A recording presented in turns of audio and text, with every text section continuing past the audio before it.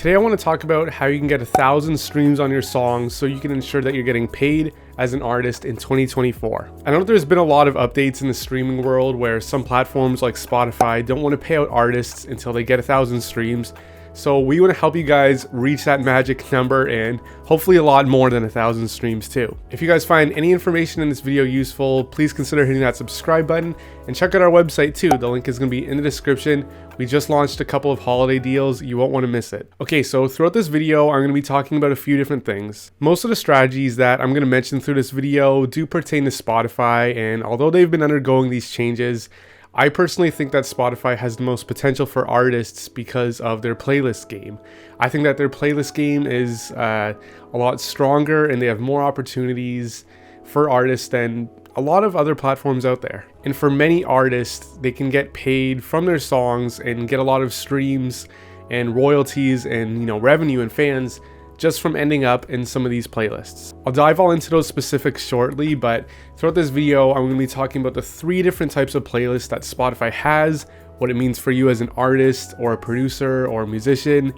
And towards the end of this video, I'm going to be talking about my best practices and recommendations for using not only Spotify, but any other type of streaming platform that you're uploading your music on. So I first want to start by talking about the 3 types of Spotify playlists and what they mean for you as an artist. I also want to highlight why Spotify playlists are so important. Spotify pays out an average of $0.003 per stream, which on its own is basically nothing. But if your song gets added to a playlist where hundreds or thousands or hundreds of thousands of people are listening every day, those numbers can quickly add up. Like if your song got added to a playlist where, let's say, 100,000 people listen to it per day, just putting some numbers on it, 100,000 people listen to your song in one playlist, you could be earning $300 a day from being in that single playlist.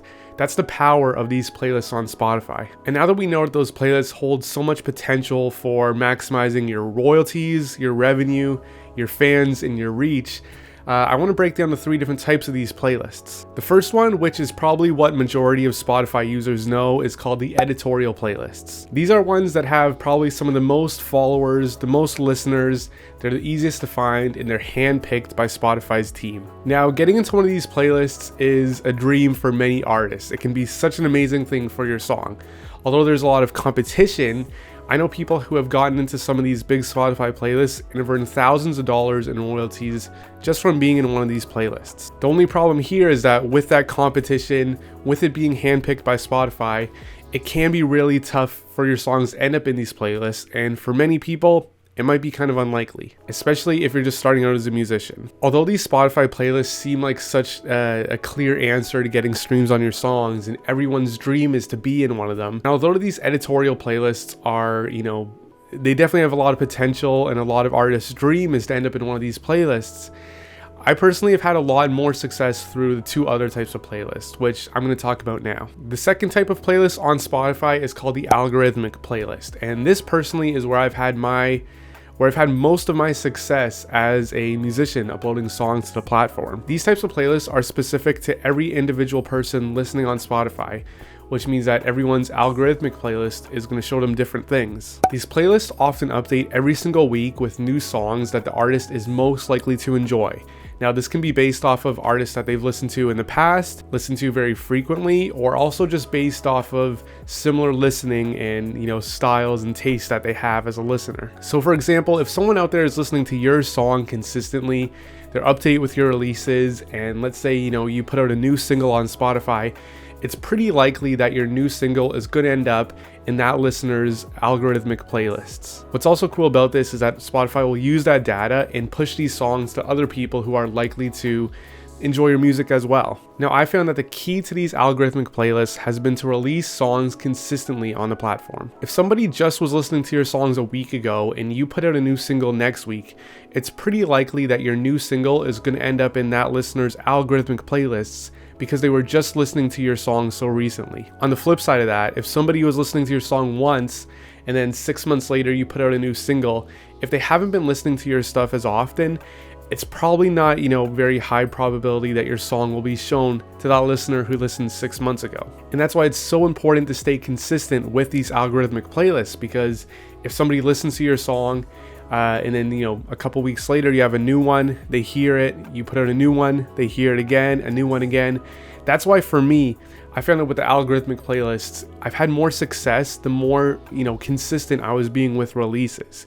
And it seemed like every time I would release a new song, it would be shown to people more often and more easier than when I was just starting out. The third type of playlists on Spotify are user-generated playlists. These are playlists created by brands or music enthusiasts who oftentimes have a lot of followers and listeners listening to those playlists. Although these ones can be tricky to get into, they still hold a lot of potential if your songs end up in one of them. I spent a lot of time in the past on Spotify's playlist search tab, looking up playlists and trying to find either the contact information or the submission information for whoever is curating that playlist. Sometimes you'll find that the playlist curator will write either their website, their email, their contact information, their Instagram in the description of that playlist because they're looking for new submissions. Now, of course, I do have to state here that I don't recommend, or I don't think it's worthwhile to pay anyone for any playlist submissions. And all the time I've spent looking up these playlist curators, I found some that charge and I found some that don't charge. And in my opinion,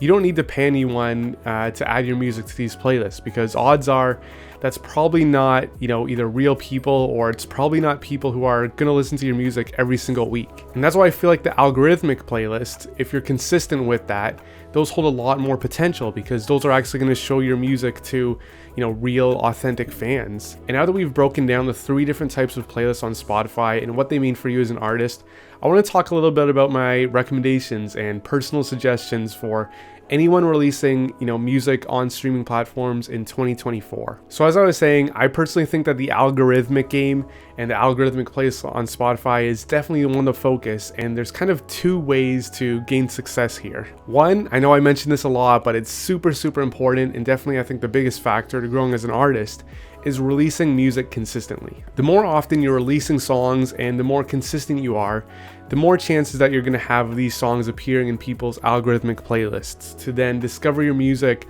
on their own. And of course, you should be using social media to grow a following and get people to listen to your songs off of social media as well. The other suggestion I always have for artists and musicians is to make a playlist of your own songs. That way you don't need to rely on Spotify's editorial playlists or other user creator playlists. You can just depend on your own playlist. Now, many of my streams on my songs have come from playlists that I've created myself, and these playlists don't have thousands of followers, but they're still bringing in a decent number of streams every single month to my songs. I've created playlists that feature my own songs, and I've also created other playlists that feature my songs and a couple of other similar songs as well. It's also important to keep these playlists updated with new songs all the time. And it's also easy when you're sharing your music to share a direct link to your playlist of all your releases and all your songs, rather than someone having to try and look up your stuff on their own and figure out what songs to listen to. So if I could recommend one thing, it's definitely the consistency. Now, I don't mean sacrificing quality for quantity,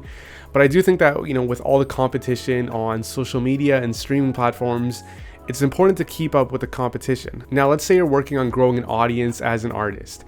You know, you could release songs every other week, and then you have basically 26 chances in the year of your song blowing up or reaching the right audience. But if you were releasing a song once a month, you would only have 12 chances to, you know, potentially have your song blow up. So that's what I always look at it, right? The more stuff that you release as an artist, the more songs you put out there, the more chances of that one blowing up, and that's what you'll have. And that's why for me personally, the one thing I'm focused on for 2024 is consistently. I don't want to miss any, you know, targets and goals that I have with putting out songs online. Hopefully this video helps you guys get some ideas, get some clarity, get some advice and some inspiration for releasing your music online in 2024. If you guys have any songs released on streaming platforms, feel free to leave a comment below with your artist name and your song name. We'll check them out. And don't forget to hit that subscribe button as well. Thank you guys for watching.